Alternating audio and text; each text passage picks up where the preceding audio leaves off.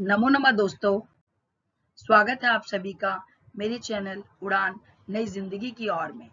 और आज जो मैं विषय लेकर आई हूँ वो संस्कृत पढ़ने वाले छात्रों के लिए है। शुरू में जब हम संस्कृत सीखते हैं तो बच्चों को उस भाषा को समझने में बहुत ही कठिनाई होती है। तो बच्चों, जैसे आप हिंदी या इंग्लिश सीखने के लिए सबसे पहले उसकी वर्णमाला सीखते हैं, उसी प्रकार संस्कृत भाषा सीखने के लिए भी हमें सबसे पहले उसकी वर्णमाला का ज्ञान होना चाहिए।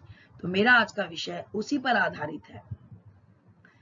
वर्णमाला शब्द दो शब्दों से बना है, वर्ण और माला।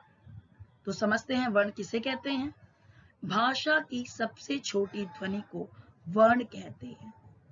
ध्वनि कुछ भी हो सकती है छात्रों, जैसे क, ख, ग, घ, ये सभी ध्वनियां हैं। तो इन्हीं छोटी छोटी ध्वनियों को वर्ण कहते हैं। और वर्णमाला वर्णों के समूह को कहते हैं। जैसे कि आप इन सबको जब एक साथ बोलेंगे या एक साथ मिलाएंगे तो वर्णमाला बनती है। वर्ण के प्रकार, वर्ण के 3 प्रकार होते हैं, स्वर, व्यंजन, अयोगवा।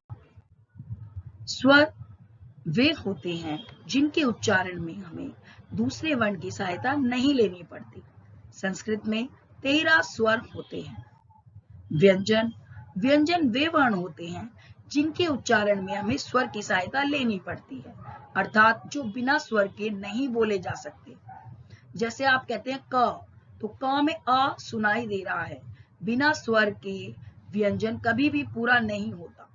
अगर आप उसमें अ नहीं जोड़ेंगे तो वो आधा ही रह जाएगा, अर्थात उस वर्ण के नीचे हलंत आएगा। अब हलंत क्या होता है दोस्तों? नीचे पड़ी रेखा, वर्णों के जो नीचे तिरछी रेखा आप देखते हैं उसे हम हलंत कहते हैं। आप इस तालिका की मदद से वर्णमाला को और भी अच्छे तरीके से समझ सकते हैं। देखिए, प्रत्येक वर्ग का एक नाम होता है।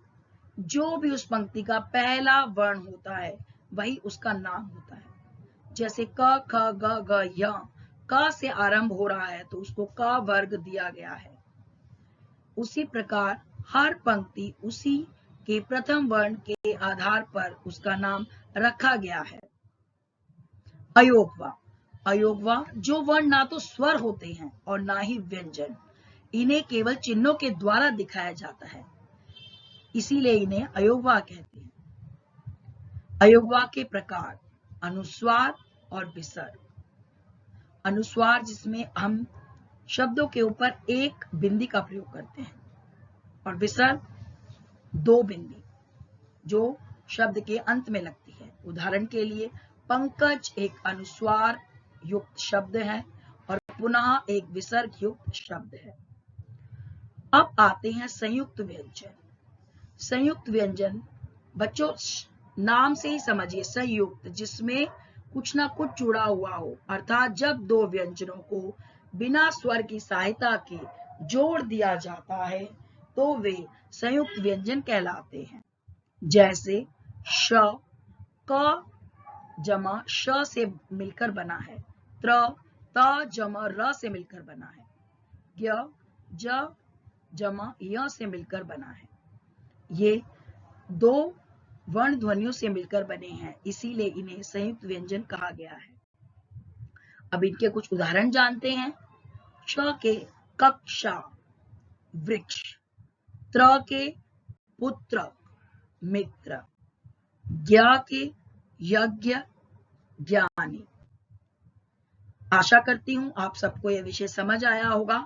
इसी शुभकामना के साथ धन्यवाद।